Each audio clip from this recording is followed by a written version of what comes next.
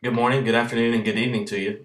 Whoever you are and wherever you are, thanks for tuning in to this mini TED Talk on the rise of flash sale sites across the rapidly evolving e-commerce landscape. I'll go ahead and give you a brief rundown of what I'll be covering in this video. First, I'm going to give you a brief introduction to the world of e-commerce in present day 2013. Next, I'll talk about what makes a flash sale site unique and what to expect from one should you happen to run across one in the near future. I'll then discuss the major flash sale website players before wrapping up the talk with the flash sales value proposition, key market indicators, and expected future trends. Over the past several years, the world of e-commerce has seen a boom of new business models designed to capitalize on developing trends in technology, the economy, and social networking. Forrester Research projects that online shoppers in the United States will spend roughly $327 billion in 2016, an increase of 45% from the $226 billion you see spent in 2012, which represents a 10.1% compound annual growth rate from 2012 to 2016. The number of U.S. consumers shopping online is expected to grow to 192 million by 2016 as well, representing a 15% increase from 2012's total of 167 million. Lastly, Forrester predicts e-commerce expenditures to rise by 46% to $1,738 per consumer over the same time period.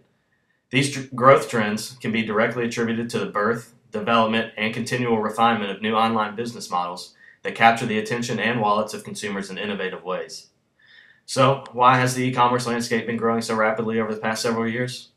First, there are relatively low barriers to entry for companies entering into e-tail than traditional brick-and-mortar retail due to low initial capital requirements for startups. This has influenced entrepreneurs and opportunistic businesses to enter the market, which in turn leads to intense competition and constant refinement and improvement of those businesses in order to stay ahead of the competition.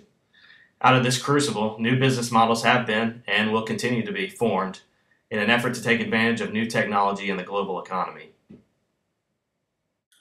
In my research, I came across 5 major business models that seem to have gained traction in the world of e-commerce over the past couple of years. Those 5 are collaborative commerce, sometimes referred to as collaborative consumption, mass customization, subscription commerce, social bookmarking, and the topic of today's talk, flash sales. There are a lot of interesting things currently going on in each of these 5 categories, but for the sake of time, I'm going to focus solely on flash sales. The flash sales business model offers specific branded items at a discounted price. However, these items are available only as long as a limited, pre-allocated amount of inventory lasts or before the specified time window closes, whichever occurs first. This business model has evolved out of the ability to stimulate impulse purchases from consumers and become a regular stop on the consumer's list of websites to be visited on a daily basis. New flash sale deals become available every day, some lasting less than 24 hours, some for as long as a couple of weeks. And this influences the consumers to check in on these websites regularly for new sales. Once the consumer is hooked, visiting and purchasing from these websites becomes a daily, routine habit. Here are some of the major players in the flash sale category, some of which may look familiar to you. The companies that have the yellow star next to their name are the ones that are dominating the market right now. Ideally specializes mainly in men's and women's apparel, while Gilt and Fab are multi-sector monsters that feature a much broader array of items including apparel, jewelry, home goods, beauty products, and even food.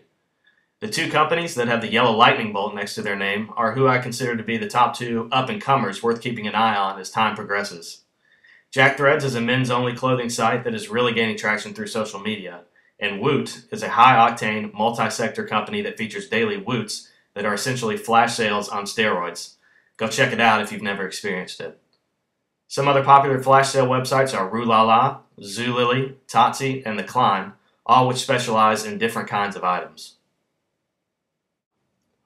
So, what value do flash sale sites bring to the table? For consumers, flash sale sites offer highly regarded brands at significant discounts. They also offer new items on a continual basis, keeping the consumer interested with what's coming next and not wanting to miss out on a potentially great deal. For businesses, flash sale sites provide a highly effective outlet for retailers to dump unwanted inventory that would otherwise be left sitting on shelves or dumped to make room for new products. In addition, most flash sale sites require invitations or registered accounts to be able to join, which heightens the sense of exclusivity and helps ensure the brand image is not damaged by otherwise selling at traditional discount shops, such as TJ Maxx and Kohl's. As far as key indicators go, as of last year, Gilt, Fab, Ideally, and One Kings Lane had all raised more than $50 million in total venture capital funding since their inception, which goes to show that investors believe the flash sale market has a promising future. Due to its business structure, the flash sale segment is negatively correlated with the economy. When the economy is down, producers will typically have excess inventory due to slowing sales. As mentioned before, they can get rid of this inventory by selling slow-moving product to flash sale sites, although at a discount. In addition, consumers will tend to look and buy more frequently from flash sale sites in a down economy in order to find discounts and deals that will stretch their dollar as far as it can go. As the economy eventually begins to grow again, consumers will have more discretionary income to spend and will be more inclined to buy directly from the producer at a higher price rather than wait for it to fall to a flash sale site. Last year, Woot and Zulily led all flash sale sites in total unique visitors, each with about 2.25 million apiece. And finally, as of 2012, flash sale sites accounted for 19% of all e-commerce investments in the United States, again proving that investors think highly of this business model. So what can we expect to see from this sector as we move into the future? First, be on the lookout for traditional retail giants such as Walmart to enter the market with their own versions of a flash sale site in order to help move excess inventory without outsourcing the job. As tablets and smartphones continue to improve the mobile shopping experience, look for flash sale sites to become more fully integrated into these new platforms.